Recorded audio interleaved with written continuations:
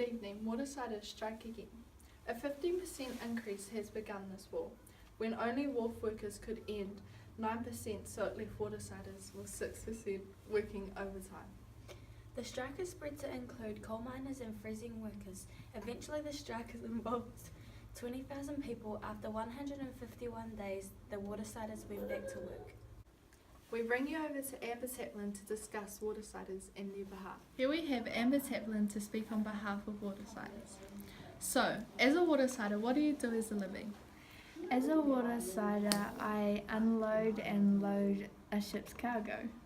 Oh yeah. What determined you as a watersider to strike? Well, I couldn't really provide for my family as much as I did before the payment decreased. Why do you believe that you deserve the same 15% pay rise as others received? Well, we deserve the same amount of pay as the other industries because we do the same hours as them. How do you, as a watersider, think the government is handling all this? Well, personally, I think that the government isn't putting any effort into us as workers. Okay. If you were in the government's position, would you make all incomes fair and why? Yes, I would, because everyone deserves the equal amount of income because we all have problems to provide for. As a striker, was it easy to leave the only income you had for your family? No, it wasn't. I wasn't really planning on it, but it was the only thing to do. It wasn't really easy to leave the only income, but I knew it was for the best. I'd like to thank you, Amber Taplin, for making an effort in today. Do you have any final words to say?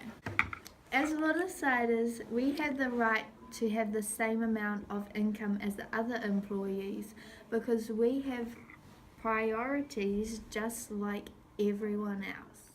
We bring you over to Alice Lomu to talk about how her family survived the watersider strike. We are here with Alice to talk about how her family survived this tragedy. How long did the watersider strike affect your family? Well, I was 5 when the watersider strike happened, but even then it affected my family for many years.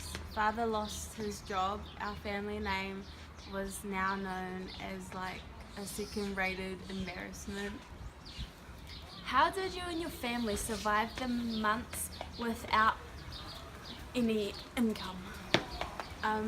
There would be like secret butchers like at the back, like cutting up meat and stuff, and like other workers, like coal miner workers, providing food for us watersider families that weren't allowed or could even afford food. Well, thank you for taking your time to come and explain your tragedy. That's okay.